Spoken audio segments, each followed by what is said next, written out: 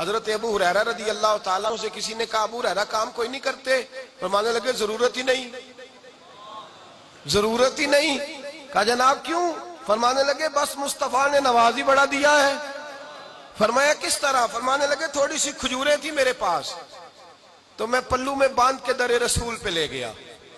میں نے جا کے کہا یا رسول اللہ سارا دن حدیثیں سنتا ہوں، روایت کرتا ہوں، دعا فرما دیں۔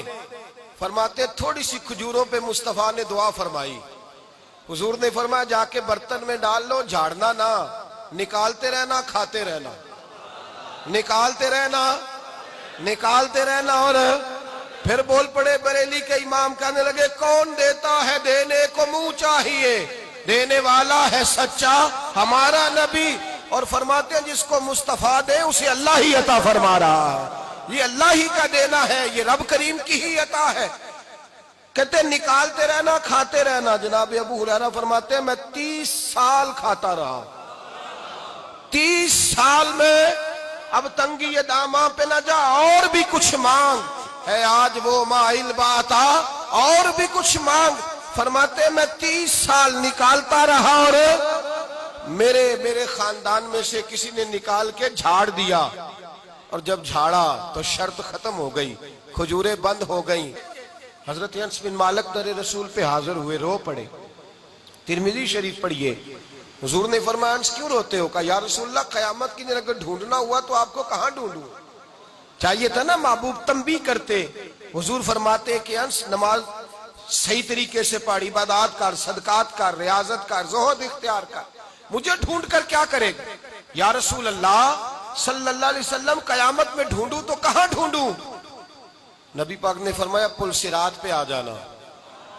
یا رسول اللہ وہاں کیا ہو رہا ہوگا؟ نبی کریم نے فرمایا امت گزر رہی ہوگی اور میں سلامتی سے گزرنے کی دعائیں کر رہا ہوگا، وہاں ملاقات ہو جائے گی۔ یا رسول اللہ وہاں ملاقات نہ ہوئی تو کہاں ہوں؟ نبی پاک صلی اللہ علیہ وسلم نے فرمایا پھر میزان عمل پہ آ جانا۔ حضور وہاں کیا ہو رہا ہوگا؟ نبی رحمت نے فرمایا امت کے عمل تول رہے ہوں گے۔ آپ کی اور میری بات ہو رہی ہے، آپ کی اور میری بات ہو رہی ہے، ورنہ محبوب کے صحابہ کا تو یہ حال ہے، ان کی برکت سے اللہ ہمیں معاف فرمائے گا۔ یہ بات حضرت انس سے ہو رہی ہے، پر ہو آپ کی اور ان پر تو اللہ تبارک و تعالی محبوب کے صدقے جنت عطا فرمائے گا، اور مل چکی ان کے نام تو رجسٹریاں ہو چکی، میری اور آپ کی بات ہو رہی۔ حضور نے فرمایا میزان عمل پہ آ جانا، امت کے اعمال تول رہے ہوں گے، اور میں دعائیں کر کر کے اپنی امت کے پلڑے بھاری کرا رہا ہوں گا۔ یا رسول اللہ صلی اللہ علیہ وسلم وہاں ملاقات نہ ہوئی تو حضور نے فرمایا پھر حوض کوثر پہ آ جانا۔ پھر حوض، بولیے حوض، یا رسول اللہ وہاں کیا ہو رہا ہوگا؟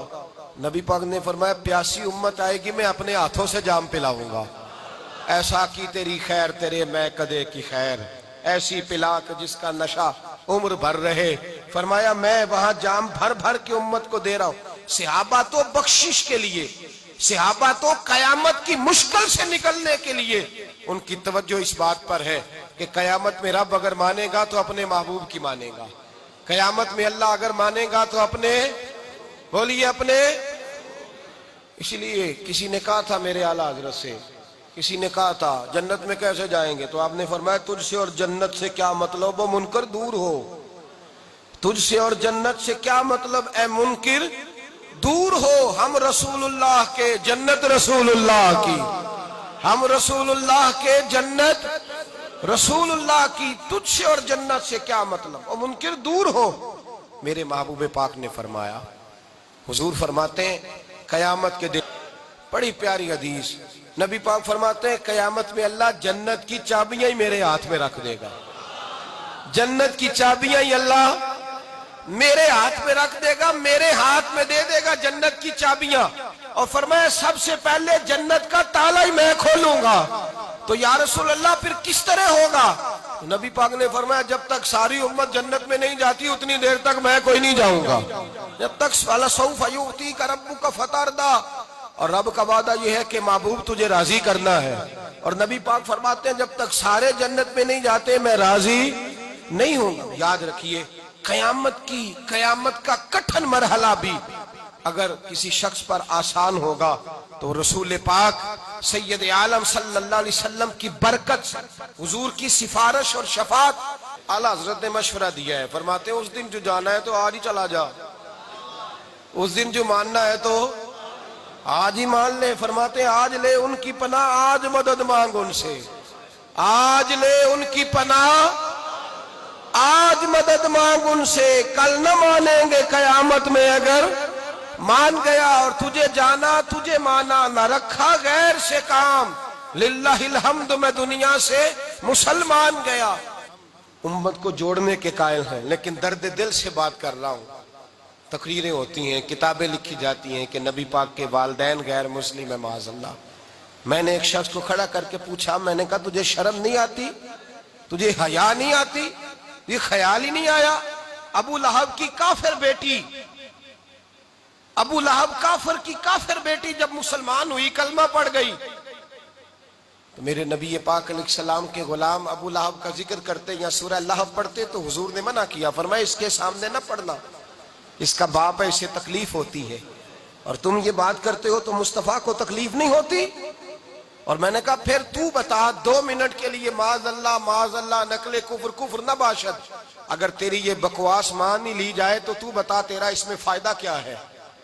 اور ظالم، اس مچھلی کے پیٹ میں حضرت یونس علیہ السلام چند دن گزارے، وہ مچھلی تو جنت میں جائے گی، اور جس ماں آمنہ کے پیٹ میں مصطفیٰ 9 مہینے گزارے، جس ماں آمنہ کے پیٹ میں مصطفیٰ 9 مہینے گزارے، میرا تو عقیدہ یہ ہے کائنات کی جو ماں بھی جنت میں جائے گی وہ رسول اللہ کی ماں کا صدقہ جنت میں جائے گی۔